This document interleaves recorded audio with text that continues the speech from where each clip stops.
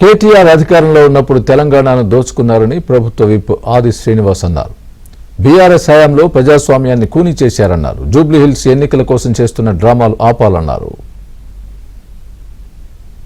కేటీఆర్ నువ్వు ఎన్ని పెడబొబ్బలు పెట్టినా ఎంత వాగినా ఉపయోగం లేదన్నమాట. మా ముఖ్యమంత్రి పైన మీరు పిచ్చి కూతలు కూస్తున్నది ప్రజలంతా గమనిస్తున్నారు. పిచ్చి కూతలు కూసినంత మాత్రాన నువ్వు పెద్ద మొగోడివేం కాదన్నమాట ఈ సందర్భంగా చెబుతూ, మీ బతుకులు మీ తండ్రి గారి పరిపాలన మీరు చేసినటువంటి బతుకులు ఇప్పటికే ప్రజలు గమనించిండ్రు.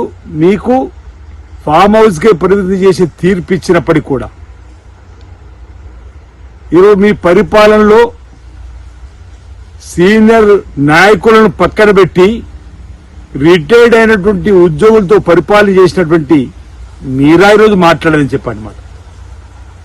పోలీసులు పట్టుకొని ఏం పీకుతున్నావు అనే మాట అంటున్నారే, వెయిట్ చేయి, సమయం వచ్చినప్పుడు ఏం పీకుతారో నీవే చూస్తావన్నమాట సందర్భంగా చెబుతూ, ఈ రాష్ట్రాన్ని ధ్వంసం చేసి అవినీతి అక్రమాలకు వేల కోట్లకు పరిగెత్తినటువంటి ఈ రాష్ట్రాన్ని ఓ పద్ధతి ప్రకారం గాడి నొట్టి అందరిని కలుపుకొని ఈరోజు నువ్వు ప్రభుత్వాన్ని నడుపుతా ఉంటే ఎందుకు మీకు ఈ కండ్ల మంటని అడుగుతావు.